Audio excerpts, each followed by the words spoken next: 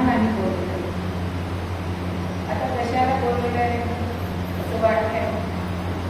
आणि तिघही तत्परतेने गेले आणि ब्रह्मानी या तिघांना त हे अक्षर दिले. आता हा उपदेश आहे असं समजून हे तिघे स्वस्थानी गेले. पण परत आल्यानंतर विचार करतायत की ते दचा दाखले रोज होत नाहीये, काय करावं, का असेल त्याचा अर्थ. पण कळत नाहीये म्हणून पुन्हा ब्रह्माकडे गेले.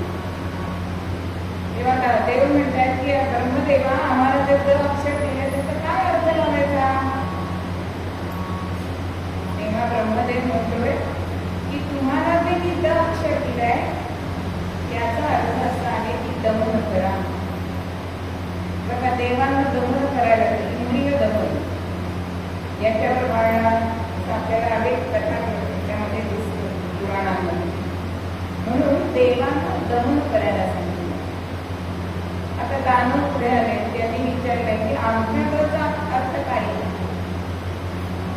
तेव्हा राक्षस हे अत्यंत क्रूर असतात म्हणून त्यांना द या अक्षराचा अर्थ सांगितलाय दया करा. तुमच्या मनातली जी क्रूरता आहे ती बाजूला काढून सर्वांवर दया करा असा हा तुम्हाला उपदेश द अक्षरात नाही. आता मानव म्हणताना आम्हाला काय आहे, तेव्हा ब्रह्मदेव सांगतायत की द म्हणजे दान करा. मनुष्याला द या अक्षराचा अर्थ त्यांनी दान करा असं सांगितलंय. म्हणून जन्माला जो येईल त्यांनी दान धर्म करावा असं उपवास आपल्याला सांगितलं. कारण आपण बघितलं की ऋणं देवस्य यागेन ऋषीणां दान करा. समाजामध्ये आपल्याला समाजरूढ मिळायचं आहे, त्याच्यासाठी आपल्याला दान धर्म करायचा. म्हणजे असं शास्त्रामध्ये सांगितलेलं आहे की आपली कमाई आहे ना त्याच्यातल्या 10% हा तुमचा दान धर्म झाला पाहिजे. पण हल्ली येईल ते स्वाहा आहे. पण पूर्वीच्या काळी आपल्याकडे दान धर्म केला जात असे की नाही, अनेक ठिकाणी दान धर्म केला जात असे. आणि आपल्याला असे आदर्श सुद्धा आहेत की अहिल्याबाईंचा पण चरित्र बघितलंय. त्यावेळी सुद्धा त्यांनी किती मोठं दान धर्म करून ठेवलेलं आहे. मग असं हे दान हे गरजू लोकांना द्यावं. आपल्याकडे सत्तात्री दान सांगितलेलं आहे. नाथ महाराज सुद्धा उद्धवाला उपदेश करताना सांगतायत दुःख निरसोनी भूतासी, दुःख निरसोनी भूतासी, सुख दादे सर्वांसी, सुख द्यादे सर्वांसी, तेची उत्तम दान दुःखीसी, अनायासी तुटेना.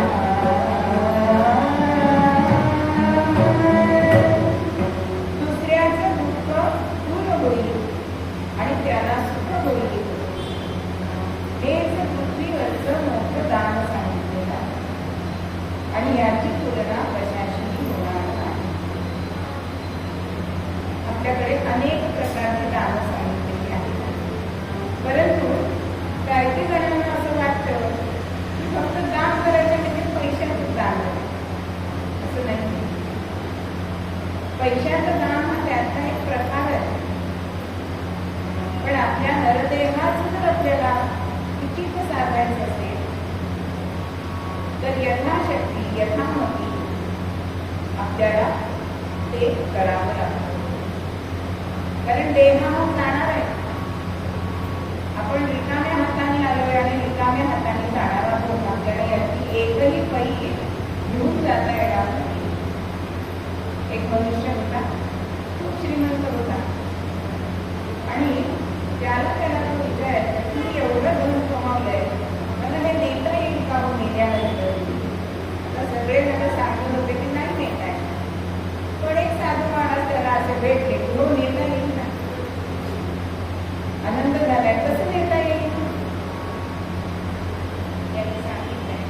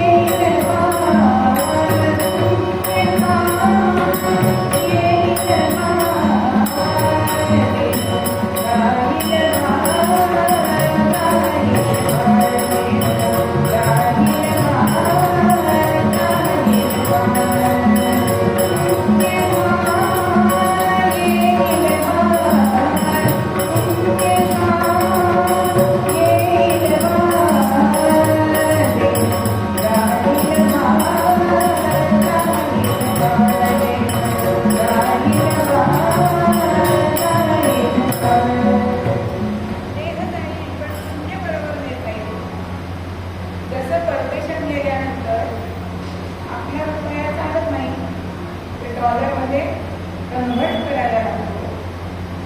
तसं तुझं सगळं जे धन आहे ते पुण्यामध्ये कन्व्हर्ट कर, म्हणजे तुला मिळतात. मग पुण्य कसं जमा करायचं आहे तर दान धर्म, आणि असं हे पुण्य जमा करायचं असेल तर दान धर्माला पर्याय नाही. मग आपण ते पैशाचं दान करतो. आपल्याकडे असं सांगितलेलं आहे की पैशाच्या 3 गती आहेत.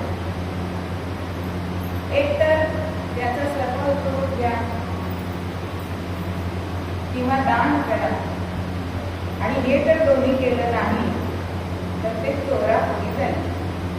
बघा, आपण कितीतरी असे श्रीमंत बघतो की पैशाला पैसा, गाठीला गाठीचं मारतात तसं, पण शेवटी डॉक्टरांना द्यावे लागतात. म्हणजे तुम्ही उपयोग सुद्धा घेतला नाही, त्याचे दान सुद्धा केलं नाही तर ते इतरांकडे जातं. त्या 3 गती दाना गद्याने सांगितलेले आहे. मग त्यातलं चांगलं कुठलं आहे हो तर दान हे अत्यंत श्रेष्ठ सांगितले आहे. आपल्या पैशाची दान ही गती अत्यंत उत्तम सांगितलेली आहे. मग भगवद्गीतेमध्ये सुद्धा 17व्या अध्यायात भगवंताने सांगितले की दान 3 प्रकारचे आहे. एक तामस दान, राजस दान आणि सात्विक दान. हे आपण करत असतो, आपण आपल्या लक्षात घेतो.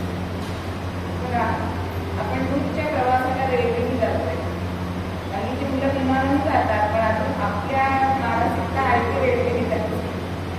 आणि लांब पल्ल्याची गाडी आहे, सकाळी सकाळी आपण उठतो, खिडक्या उघडतो, जरा चांगली हवा येतो, सृष्टी सौंदर्य बघून म्हणून. आणि मग स्टेशनवरती जेव्हा गाडी थांबते त्यावेळी त्यांचा व्यवसाय भीक मागण्याचा आहे, ते आपल्याकडे कशी येतात.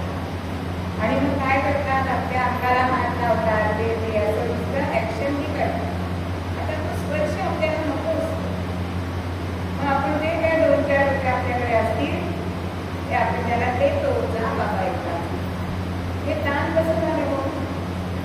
हे तामस दान झालं.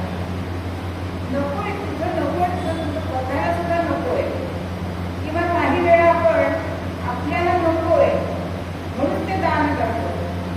तुम्ही बघा, नवरात्रामध्ये देवी काही बोलणार नाहीये, डाग पडलेले ब्लाऊज ते पण आपण देवीला हे तामस दान.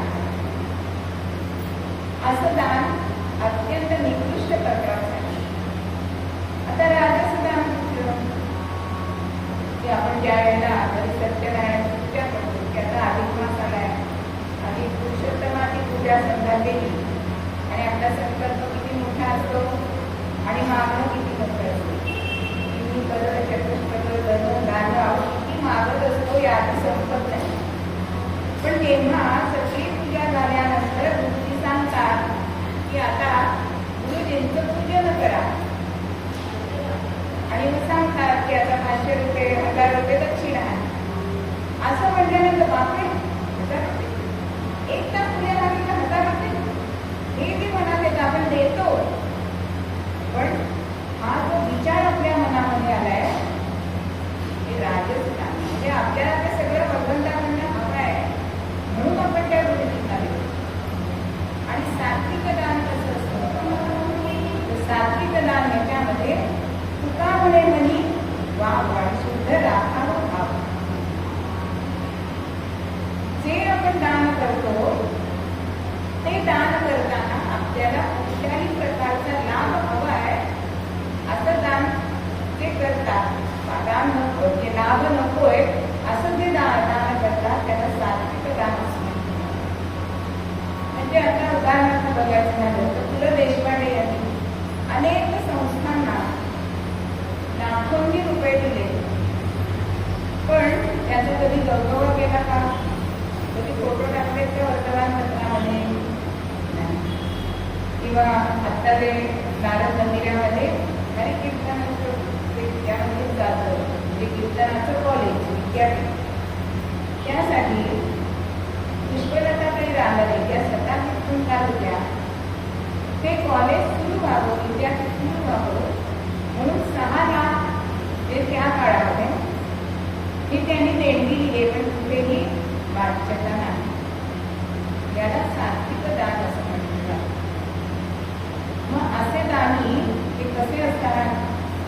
तर आपल्याकडे एक सुभाषित सांगितलं आहे, सतेषु जायते शूरः सहस्रेषु च खण्डितः दश सहस्रवक्ता दश सहस्रेषु दाता भवति मानवः भगवान् भगवान्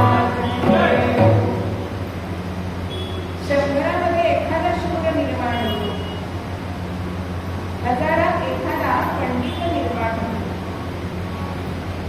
10,000 एखादा वक्ता हा तयार होत असतो, पण दाता हा होईल की नाही आपल्याला सांगता येत नाही. मग हे दातृत्व आपल्याला वंशकुंडलीने प्राप्त करण्याशिवाय बघितले. सुशीलो माता आणि दातृत्व वंशकुंडली येतं. जर वंशामध्ये कुळामध्ये दान देण्याची सवय असेल तर तुमच्या पिढीला दान करण्याची म्हणजे मनात इच्छा उत्पन्न होते. एका लिंगोपंत सकाळी एकादशीला भजन करत होते. लिंगोपंत म्हणजे ब्रह्मचैतन्यांचे आजोबा, आणि हा गणू अगदी 5-1 वर्षाचा असेल. एकादशीचं भजन झालंय आणि नाटकाचं मनोदय काय आहे बघण्यासाठी म्हणून विचारलंय की गणू, तुला तर मी सोन्याचा हट्टा भरून दिला, काय करशील? आता या लहानल्या गणूने लगेच उत्तर दिलंय की मी तो गोर गरिबामध्ये पाठवून टाकली. आपली मुलं असं म्हणाले असते ना, बँकेत देखील माझ्या पिकी बँकमध्ये टाकली. पण दान धर्म करणं हे दातृत्व वंशाकडून येतं. आणि खरोखर आज 113 वर्ष झाली तरी सुद्धा गोंधळ्यामध्ये अजून दान धर्म चालू आहे. असं हे सात्विक दान की ज्याच्या मागे कुठलाही लाभ नकोय असं हे सात्विक दान करायचं. आता एक राजा हा मोठं दान करत असतो, पण एक म्हातारी आली की तिला 2 दिवस खायला अन्न मिळालेलं नाही, आणि अशा त्या आजींनी त्यांना एक सफरचंद मिळालंय तिथे कोणीतरी, आणि ते समोरच्या भिकाऱ्याला तो मागायला आल्यानंतर देऊन टाकले. आता राजाने एवढं धन दिलंय आणि त्या आजीबाईंनी फक्त सफरचंद दिलंय. नाही आता श्रेष्ठ दान कुठलं हो? नक्कीच आजीबाईंचं दान श्रेष्ठ आहे, कारण राजाकडे आहेच भरपूर, त्यातलं त्यांनी थोडं दिलंय. पण आधी 2 दिवसाच्या उपाशी असलेल्या आणि तरी सुद्धा स्वतःजवळचं सगळं देणं हे सात्विक दान. आणि अशा दानाला खरोखर खूप महत्त्व सांगितलेलं आहे. हे दान देताना त्याच्या मागची भावना बघितली जाते. रवींद्रनाथांचं एक रूपक आहे, आणि एक छोटी मुलगी की तुला रस्ता झाडायचं काम करते, आणि रस्ता झाडता झाडता तिला एक नाणं मिळालं रस्त्यावर. आता इतकं ते आपल्या म्हणजे ना छोटे जसे आपल्याकडे 5 पैसे 2 पैसे असे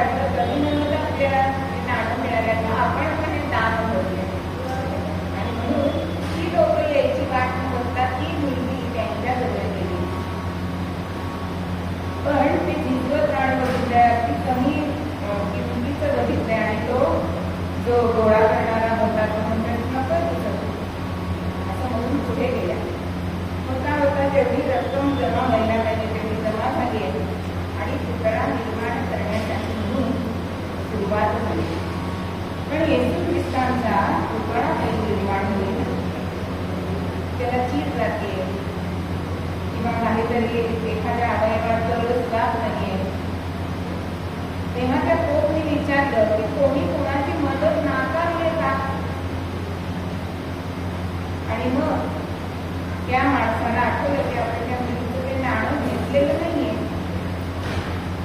मग त्या पोप सांगतात की आत्ताच्या आत्ता त्या मुलीकडनं ते नाणं घेऊन या. आणि तो गेलाय, त्या मुलीने ते नाणं दिलंय आणि ते नाणं त्या रसामध्ये घातल्यानंतर येशू ख्रिस्तांचा हा पुतळा निर्माण झालाय. पण ते नाणं न विसरता ते त्यांच्या हृदयाच्या इथे आलं. म्हणजे भेट छोटीशी असली, दान छोटं जरी असलं तरी त्याच्या मागचा भाव जो आहे तो भाव महत्वाचा आहे. तो भाव शुद्ध असायला पाहिजे.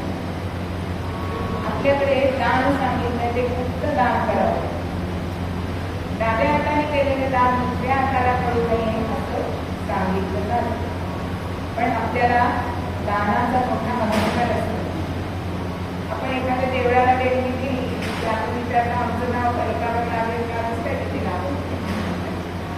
पण गुप्त दान असावं. आपण किती कोणाला दान केलं हे सांगू नाही. मग हे गुप्त दान असावं. दान दिल्यानंतर ते आपण विसरलं पाहिजे. ज्ञानेश्वरीमध्ये ज्ञानेश्वरी एक उदाहरण देत आहे की दान दिल्यानंतर कसं असायला पाहिजे की जसं आपण नखं कापतो की टाकून देतो, नंतर आपल्या लक्षात राहतं ना, तसं दिलेलं दान आपल्या लक्षात राहायला नाही पाहिजे. नंतर त्याला दिलंय तो दिसला की तुम्हाला मी एवढं दिलं होतं, ते दान होत नाही. मग असं हे जर दान असेल तर दान जसं गुप्त असावं, ते भावपूर्ण असावं. तसं दान देण्याची जर आपल्या मनामध्ये इच्छा निर्माण झाली की ते त्वरित पण करावं. त्याच्या मागे वेळ घालवू नाही. एका देवळामध्ये नेहमी या कीर्तनकार पुस्तकाचं सांगतात, म्हणून मी पण सांगणार आहे की कीर्तनकारांचं कीर्तन 4 महिने चालू होतं.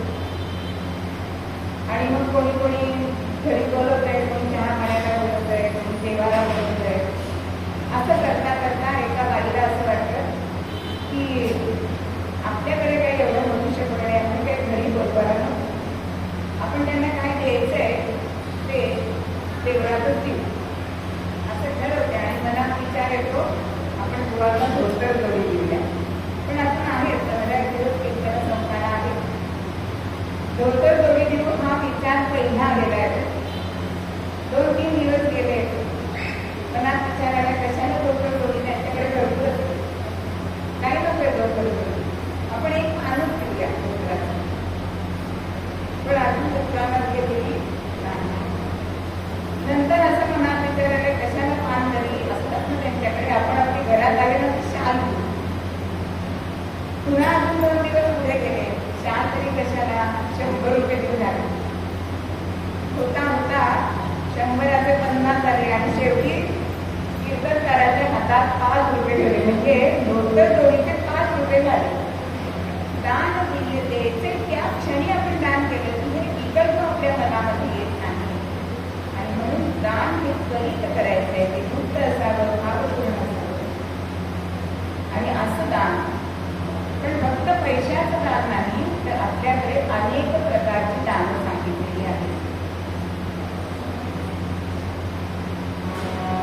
दान घ्या, दान दे, असे ते दान, दान घ्या, दान दे, असे ते दान, दान घ्या, दान दे, असे ते दान. दान दे, तो कोणी दान, दान दे, तो कोणी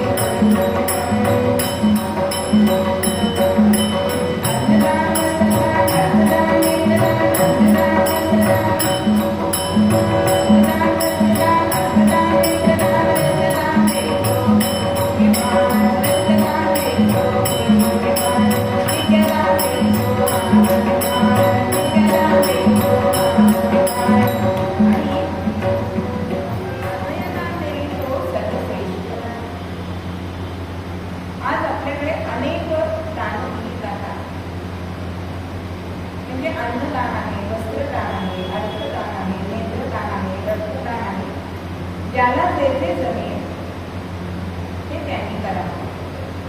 एक बाई होती आणि श्रीमंत होती, त्यामुळे ती काय करायची, दिसलं की त्या व्यक्तीला सोनं द्यायची गुंतवणूक. आता ती गोष्ट नाही येते, पण तेव्हा गुंतवणूक सोनं घेणं श्रीमंताला सहज शक्य होतं. आणि कायमस्वरूपी सोन्याचं दान देत आली. होता होता मृत्यू झालाय, अहो सुवर्णदानाने स्वर्ग मिळालाय, पण स्वर्गामध्ये गेली आहे, पण भूक लागते का तिथे सुद्धा. आणि तिने अन्न मागितलंय, पण तिथल्या त्या गृहस्थांनी काय केलं, ताटामध्ये सोनं वाटलं. ती म्हणते आता कसं खाऊ, अहो तुम्ही जे दिलंय ना तेच तुम्हाला मिळणार. म्हणून आपल्याकडे प्रत्येक प्रकारचं दान सांगितलेलं आहे. ते आपण प्रत्येक नेमधर्म जेव्हा आपण बोलणार आहोत तेव्हा कोणतं दान द्यायचंय ते सांगणार आहे. पण आपल्याकडे जेव्हा मृत्यू होतो त्यावेळी 13व्या दिवशी 10 प्रकारची दानं सांगितली. तर त्याच्यामध्ये शक्ती आहे, दोरा आहे, वस्त्र आहे, सुवर्ण आहे, फूल आहे, धान्य आहे. म्हणजे जे जे तुम्ही द्याल ना ते ते तुम्हाला उपलब्ध होतं. जर तुम्ही फक्त द्रव्य दिलं तर द्रव्य तुम्ही पाहू शकणार नाही. म्हणून अन्नदान सुद्धा तुम्हाला करायला पाहिजे. मग माझ्या मनात एका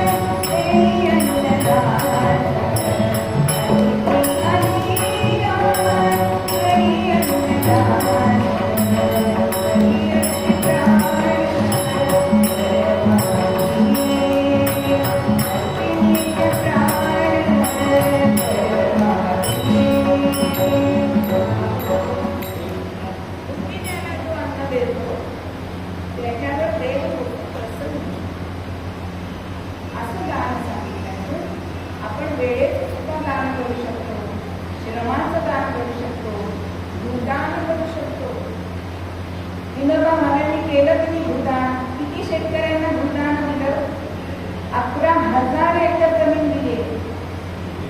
आपल्या शास्त्रामध्ये सुद्धा प्रत्येकाला भूदान शक्य नाही.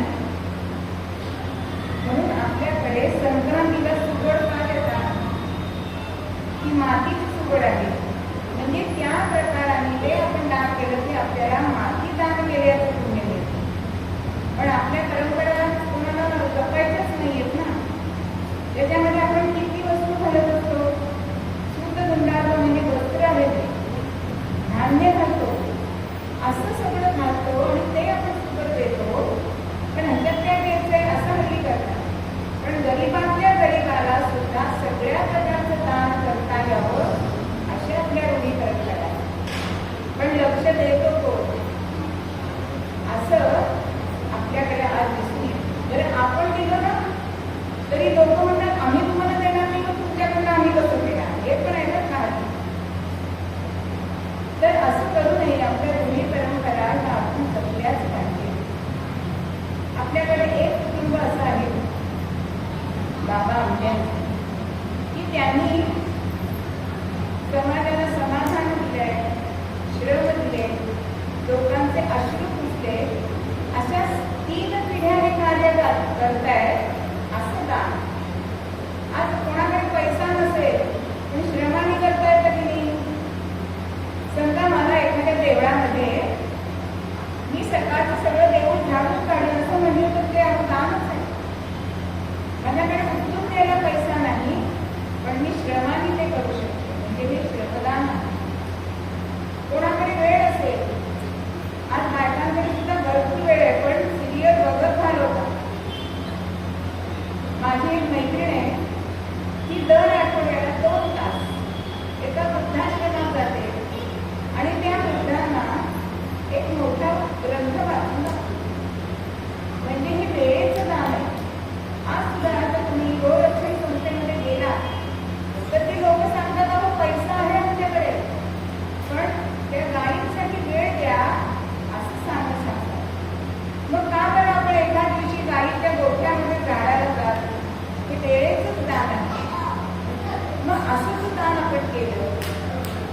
तर हे सात्विक दान म्हणून ज्याला ज्याची गरज आहे ते आपण दान करावं.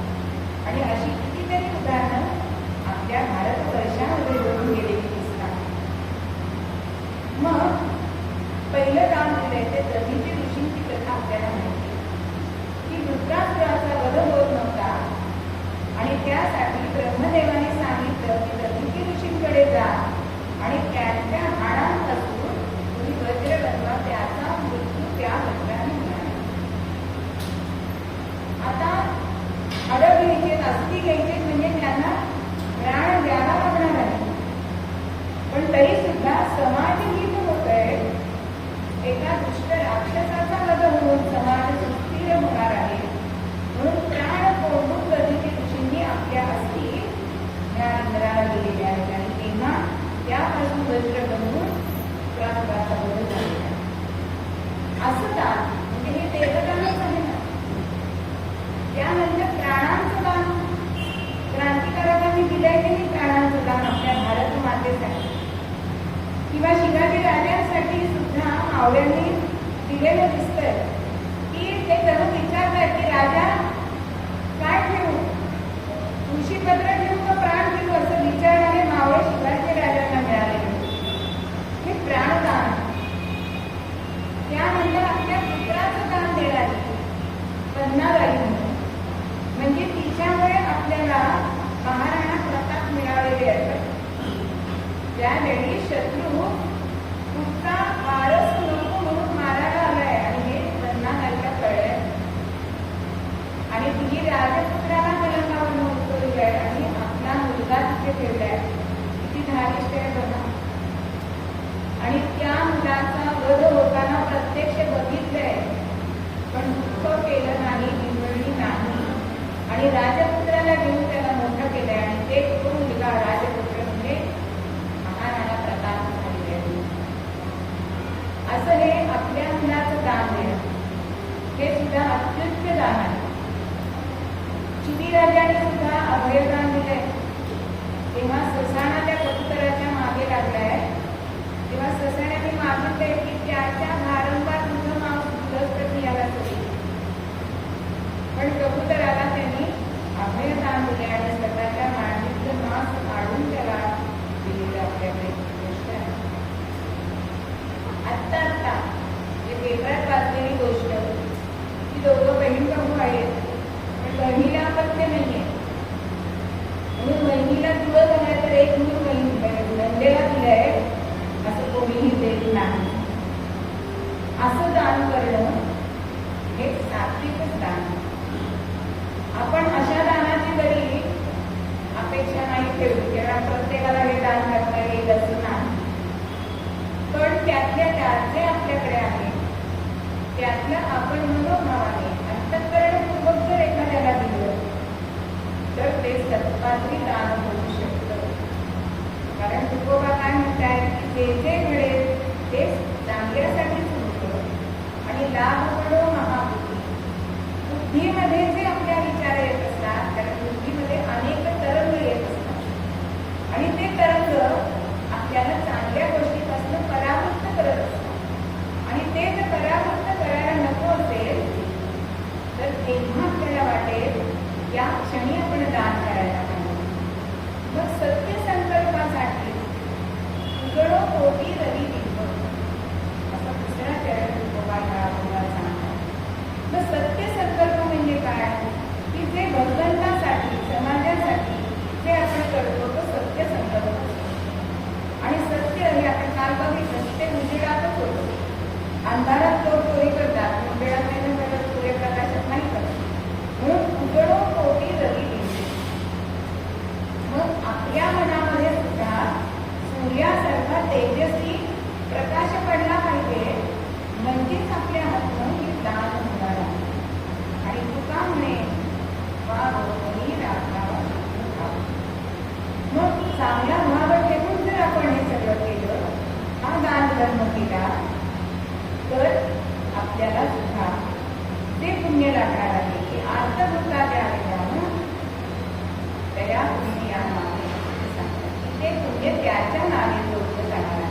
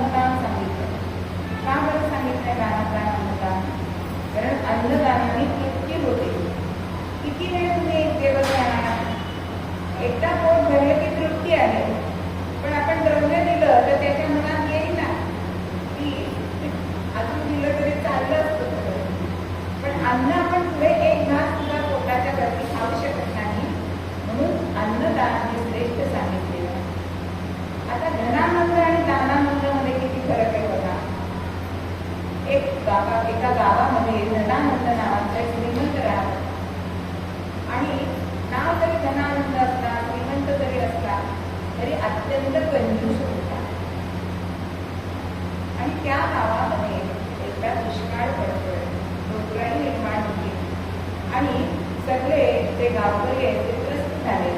मदतीची आवश्यकता आहे. शेजारच्या तपोवनात राहणारा एक साधू तो म्हणतो आता आपल्यालाच काहीतरी करायला पाहिजे. म्हणून या धनाकडे ते जात आहेत आणि सांगतायत की अरे तुझ्याकडे एवढं धन आहे ते जरा माझ्याकडे दे. या सगळ्या गावकऱ्यांचं सुख बघ. पण हा कंजूस काहीही द्यायला तयार नाही. शेवटी हे साधू महाराज एक कल्पना सांगतात त्यांना की तू मला आज सकाळी 20 मोहरा दे. मी तुला संध्याकाळी तुझ्या 20 मोहरा आणून देतो. आता तो म्हणतो कसं काय आणून देणार तुम्ही? आता तुमच्याकडे काहीच नाही. मी तुम्हाला 20 मोहरा देणार आणि तुम्ही कशा काही संध्याकाळी आणून देणार? तेव्हा ते साधू महाराज सांगतात की तू दिलेलं दान मी गावातल्या इतर श्रीमंतांना दान. आता तुझ्यासारख्या कंजूस माणसाने दान दिले म्हणजे ते पण मला दान आणि संध्याकाळी तुझ्या मोहरा मी पण आणून देतो म्हटलंय. आणि 20 मोहरा या साधूंजवळ दिली आणि साधूने इतर गावातल्या श्रीमंतांकडे जाऊन मदत घेतली. सगळ्यांना धान्य कोणाला औषध वगैरे असं सगळं दिलंय आणि संध्याकाळी कबूल केल्याप्रमाणे ह्या धनानंदाकडे आले. 20 मोहरा त्याच्याकडे देऊ लागले. पण हा म्हणतो मला नको आहे. साधू महाराजांना प्रश्न पडतो की असं कसं काय झालं? घेतला नाहीये. मी कबूल केल्याप्रमाणे आणलेलं आहे. तेव्हा तो म्हणतोय की मला जेव्हा मी तुम्हाला 20 मोहरा दिली आहे आणि हे गावामध्ये बातमी पसरल्यानंतर सगळीकडे येऊन माझं अभिनंदन करताय आणि त्याच्यामध्ये जो मला आनंद मिळालाय तो आनंद ह्या 20 मोहरांपेक्षा कितीतरी पटीने मोठा आहे. म्हणजे धनानंदापेक्षा दानानंद हा श्रेष्ठ आहे. म्हणून आपल्याला सांगितलेलं आहे की घेता घेता एक दिवस देणाऱ्याचे आपण झाले. जो दाता असतो ना तो असा देत असतो. बघा ढग देणारे आहेत, पाणी देतात नाही आणि याचकासारखा समुद्र ते पाणी घेतो. याचकाचा हात नेहमी खाली असतो. मग खरा श्रेष्ठ कोण आहे? तो संग्रह करत नाही तो श्रेष्ठ आहे. म्हणजे दानी मनुष्य हा श्रेष्ठ आहे.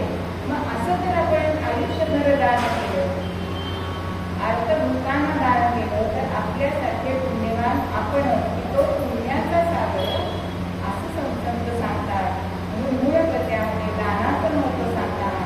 मनामध्ये शुद्ध भाव ठेवा. जे होईल जेव्हा वाटेल तेव्हा दान करा. सर्व प्रकारचं दान करा असा उपदेश मूळ पद्यामध्ये आपल्याला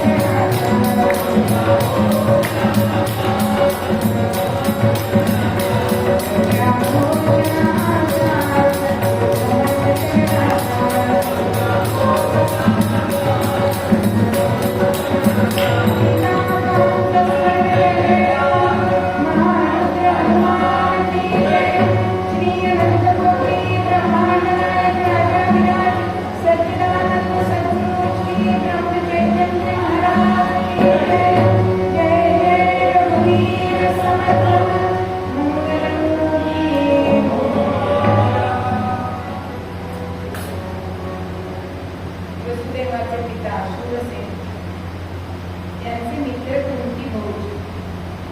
या कुंती भोजाला अपत्य नव्हतं आणि म्हणून आपली कन्या दुर्गा ही शूरसेनाने कुंती भोजाला दिली आणि कुंती भोजामुळे तिचं नाव कुंती असं पडलेलं. आता 7-8 वर्षाची ही मुलगी. कुंती भोजाने तिला असं एक काम सांगितलंय की आपल्या राजवाड्यामध्ये जे कोणी येतील त्यांचं आदरात तिच्याकडे नसते सेवा करणं हे तुझं काम आहे बाळ.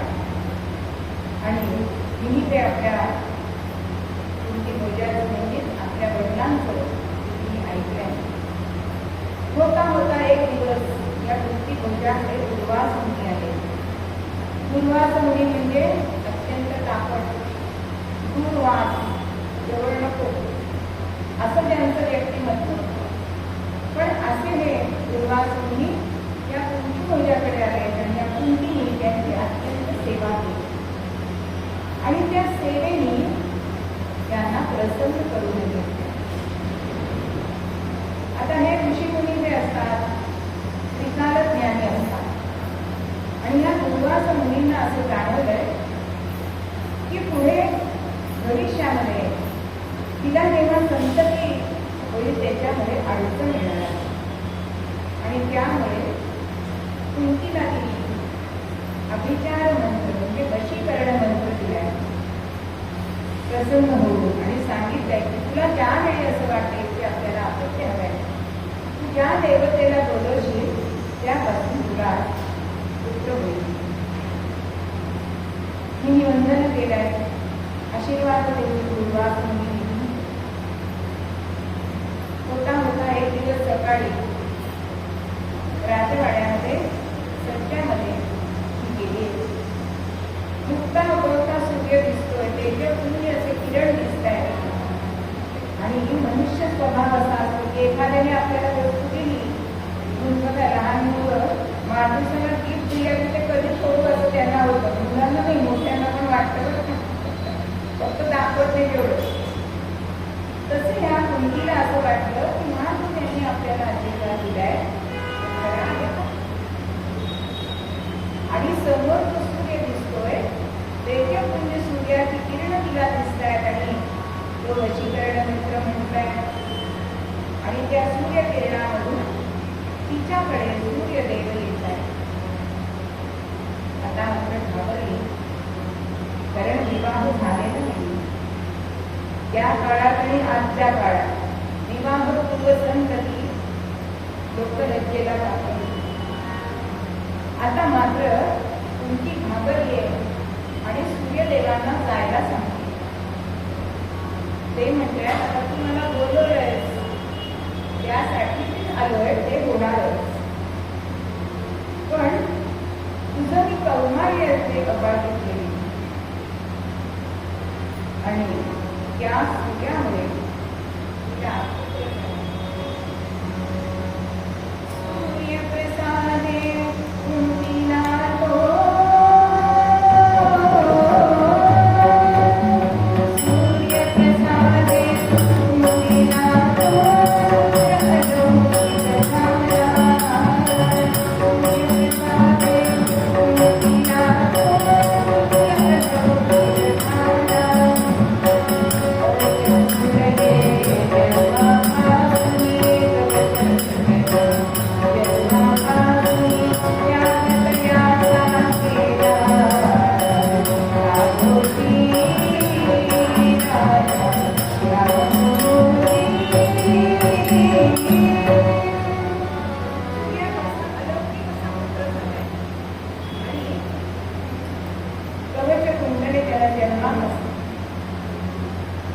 रणधुरी घाबरली आणि एक दिवस एका पेटीमध्ये वेळूची पेटी आणली आणि त्या पेटीमध्ये त्या बाळाला वेळू गंगा मातेमध्ये सोडून दिले. बाळ सोडून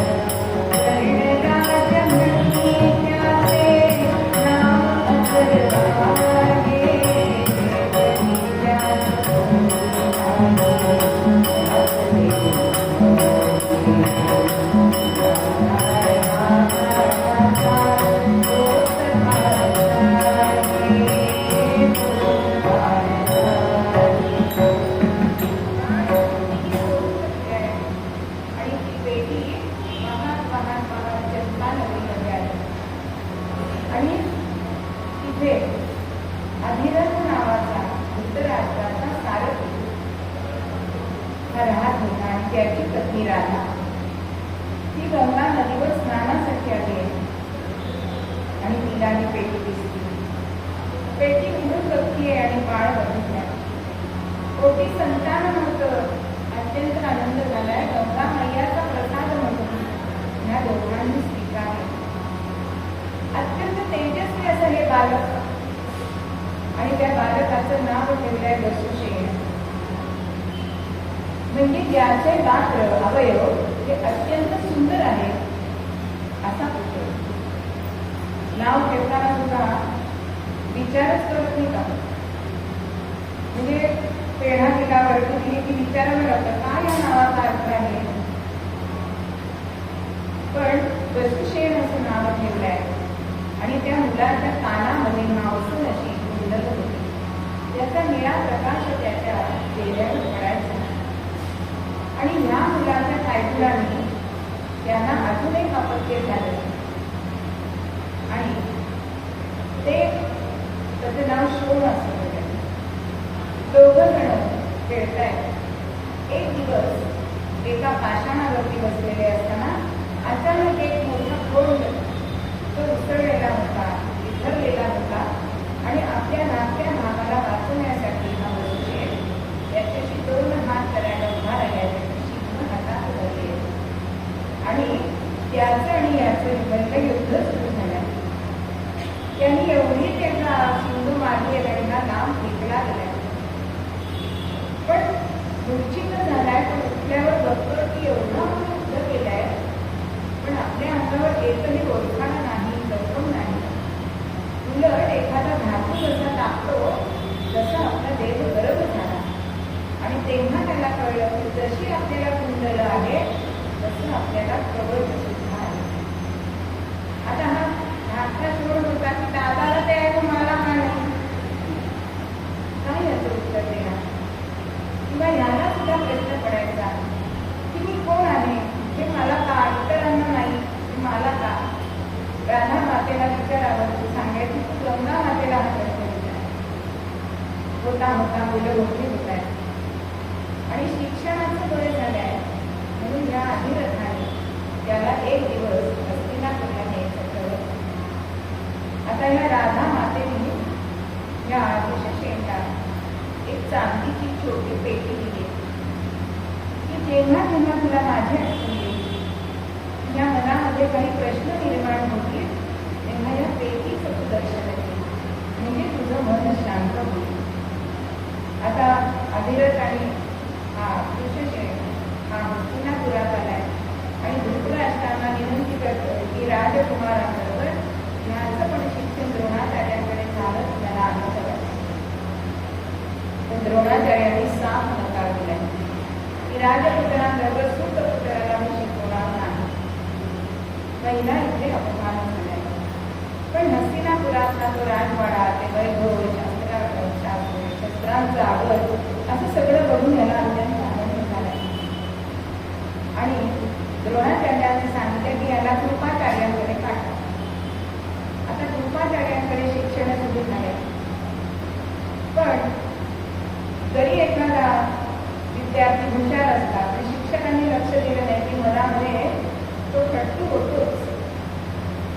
ज्याची मैत्री झाली आहे ती द्रोणाचार्यांच्या मुलाबरोबर अश्वत्थामाबरोबर. आणि एक दिवस असे दोघं बोलत असताना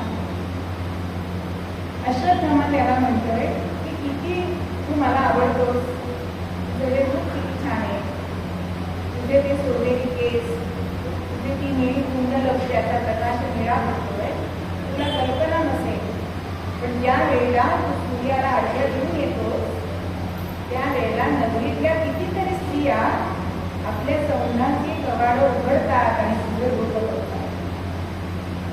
कारण जेव्हा जेव्हा याचं मन अस्वस्थ होईल आणि सकाळच्या वेळी जेव्हा सूर्याला आडवं देत असेल तेव्हा त्याला वाटायचं की सूर्याचं आणि आपलं काहीतरी नातं आहे. त्या किरणातून आपल्याला ज्ञान मिळतंय असा भास त्याला होतो. होता होता शिक्षण पूर्ण होत आहे आणि हे तो व्यक्त करतोय की तुला जे गुण दिसते ते तुझ्या वडिलांना माझ्यातले गुण दिसत नाही किंवा एवढी वर्ष मी कृपाचार्यांकडे शिकतोय पण त्यांनाही माझा एकही गुण दिसला नाही. आणि होता होता होता होता लक्ष केलंय तिथे एका कुंपणाभोवती एक अशी मोठी जाड सळई वापरून जमिनीला टेकवलेली असते. कर्ण विचारतोय हा विशेषण म्हणतोय कोणी केलं हे त्यामुळे रागाने भीमाने ही सळई सरळ होती ती आडवी केली मोडवी केली म्हणून कर्णाने सुद्धा डाव्या हाताने ती पुन्हा सरळ केली. म्हणजे हे शीतयुद्ध पहिल्यावर चालू होतं. म्हणजे आपल्याला असं वाटतं की फक्त कर्ण हा धनुर्धर होता तर असं नाही, तो मल्लयुद्धामध्ये सुद्धा पारंगत होता. आणि एक दिवस असं झालं की वसंत पंचमी आली आहे आणि सगळ्या मुलांची शिक्षण पूर्ण झाले आणि त्यांच्यामध्ये एक स्पर्धा घेण्यात ठरवलं कोण श्रेष्ठ आहे आणि जो कोणी सगळ्या आज्ञावरतात श्रेष्ठ करेल त्याला नीलकमलाची सुवर्ण धाग्यामध्ये घातलेली अशी गुंजलेली ही पुरुषभर उंचीची माला घालणार आणि भक्तीवरून त्याची आणि भीम आणि दुर्योधन यांच्यामध्ये गदायुद्ध झाले. नकुल सहदेव पण तलवारबाजीमध्ये अत्यंत निष्णात होते. असं करता करता अर्जुनाची वेळ आली. अर्जुनाने धनुष्याला प्रत्यंच्या लावली आणि त्याच्यासमोर उभा राहिलाय तो हा कर्ण उभा राहिला. पण द्रोणाचार्यांनी सांगितलं की सूतपुत्राचे इथे काय काम.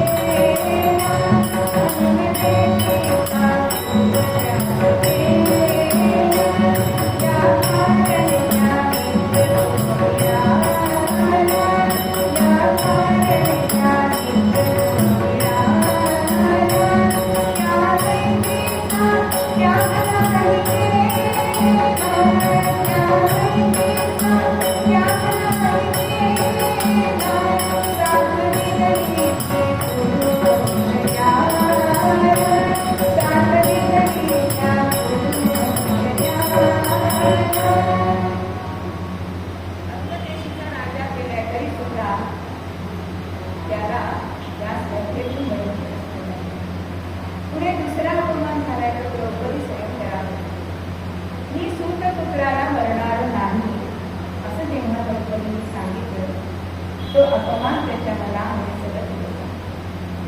त्याला वृषाली नावाची अत्यंत गुणवती आणि सौंदर्यवती पत्नी होती, पण हा अपमान एकदा द्रोणाचार्यांनी आपल्या सगळ्या शिष्यांची परीक्षा घेण्यासाठी गंगेमध्ये स्नान करताना मायावी मगर निर्माण केलाय आणि त्याने आपला पाय पडलाय असं चित्र उभं केलं आणि वाचवा वाचवा म्हणून मदतीसाठी आपल्या विद्यार्थ्यांना बोलवलं. पण नगराचं बळ पाण्यात खूप असतं आणि त्यामुळे कुणी पुढे जायला नसेना. पण अर्जुनाने मात्र धनुष्याला प्रत्यंच्या लावले आणि असा काही बाण त्यांनी सोडलाय की त्या नगराच्या तोंडात गेलाय, त्याचं तोंड कापलं गेलंय, पण आपल्या गुरुजींच्या पायाला काहीही झालेलं नाही. आणि ह्या प्रसन्न होऊन द्रोणाचार्यांनी त्याला ब्रह्मास्त्र दिलं. ब्रह्मास्त्र म्हणजे एक अत्यंत मोठं अस्त्र आहे, त्याच्यापुढे कुठलंही अस्त्र चालत नाही.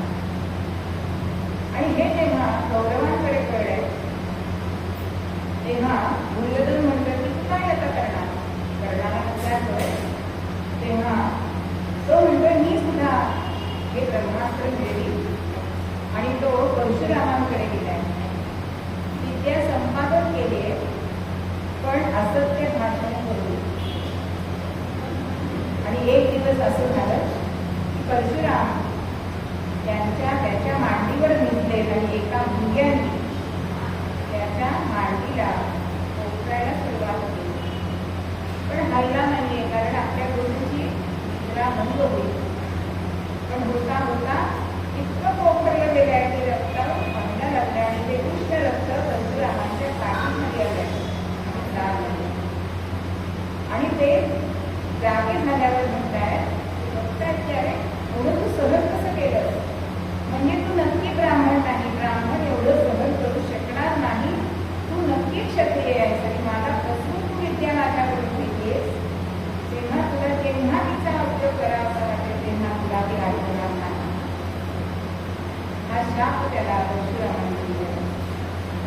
हे ब्रह्मास्त्र मिळून सुद्धा काही उपयोग नव्हता.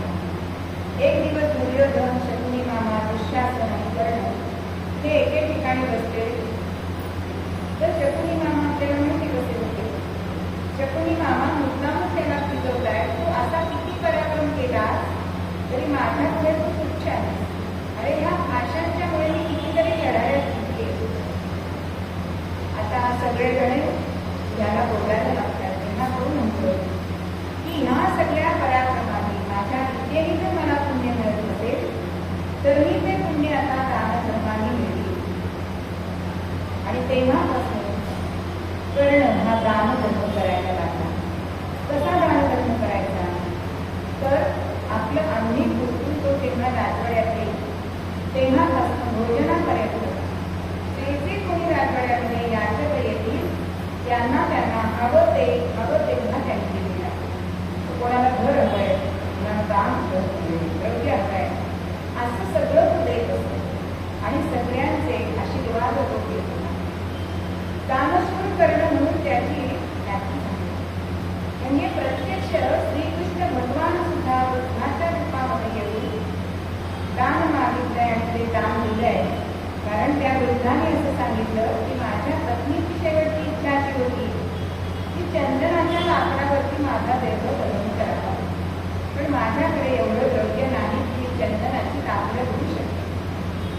तेव्हा आपल्या चंदनाच्या महालाच्या 2 तुळ्या स्वतः कापून ते चंदनाची लाकडं त्या वृद्धाला कर्णाने दिलेली आहे.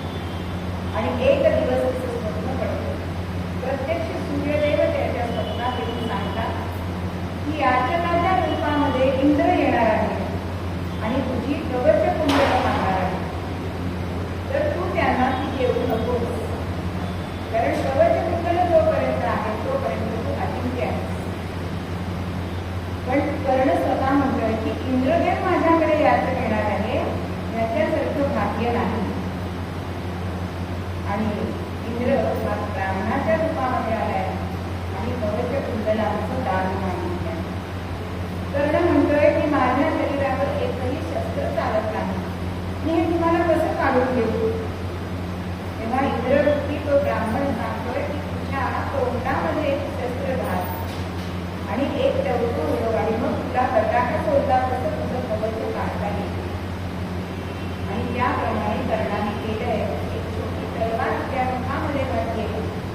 आणि पूर्ण कवच काढायला सुरुवात झाली.